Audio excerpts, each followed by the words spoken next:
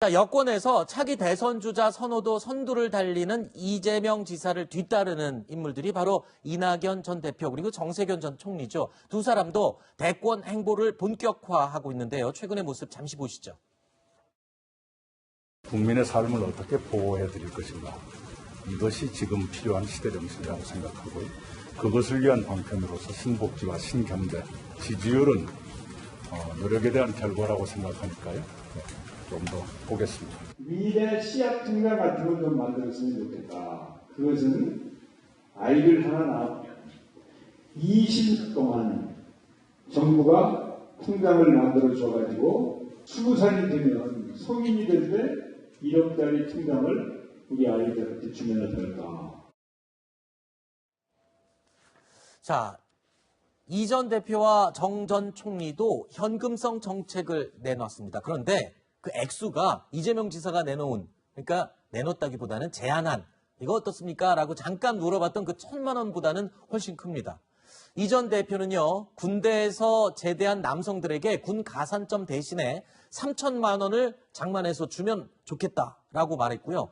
자, 정세균 전 총리는 지난달에 미래 씨앗 통장 제도를 만들어서 모든 신생아들이 사회 초년생이 됐을 때는 나라 세금으로 차곡차곡 모아둔 1억 원을 한 사람당 지원을 하는 게 어떠냐라는 정책을 설계하는 중이라고 입장을 밝혔습니다. 아무래도 지난 재보궐선거를 통해서 청년층들의 민심, 특히 20대, 30대의 민심을 민주당에서 많이 이탈했다라는 분석이 많다 보니까 이런 정책이 계속 쏟아지는 게 아닌가 이런 생각이 듭니다.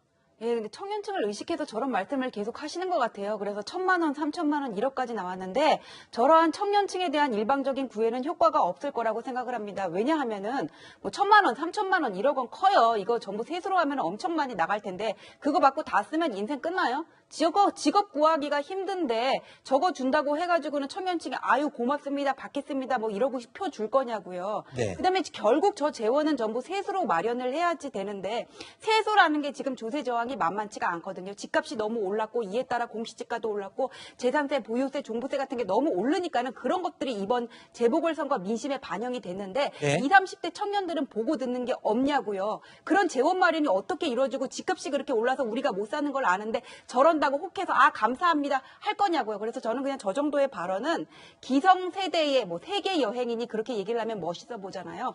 기성세대의 어떤 라떼식 발언 내지 제가 만약에 저런 내용으로 칼럼을 쓴다면 제목을 참을 수 없는 가벼움이라고 쓸 거예요. 알겠습니다.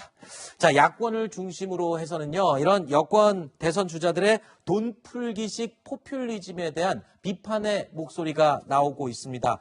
자, 얼마 전에 이 지사는 이 비판에 대해서 이런 반응을 보이기도 했었죠. 들어보시죠. 지사님 기본 시리즈 정책을 허경영식 정책이라고 비판까지 나왔는데 모 선생 말씀을 하셨는데요.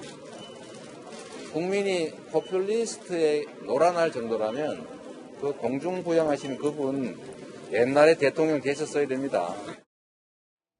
네.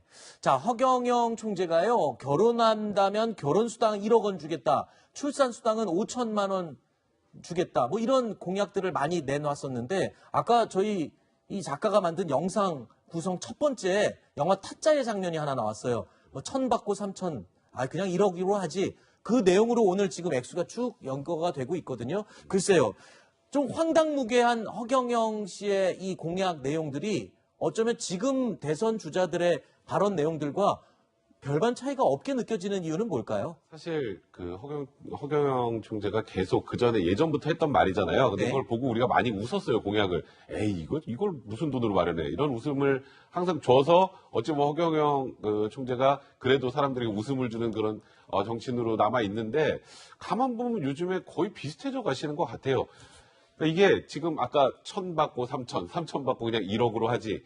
그러니까 사실 이 모든 것들이 결국은 돈으로 해결해야 되는 문제잖아요. 그 돈은 결국 국민의 주머니에서 나와야 되는 것이고 그렇다면 이런 공약 같은 내용을 말씀하실 때는 대선 주자라면 조금 더 신중하셔야 될 것 같고 그러면 우리는 어떻게 재원을 마련하겠다까지가 나와야 되는데 네. 일단 국민들 입장에서야 뭐 해준다면 좋죠. 그렇죠. 해준다면 좋은데 그게 과연 가능할까?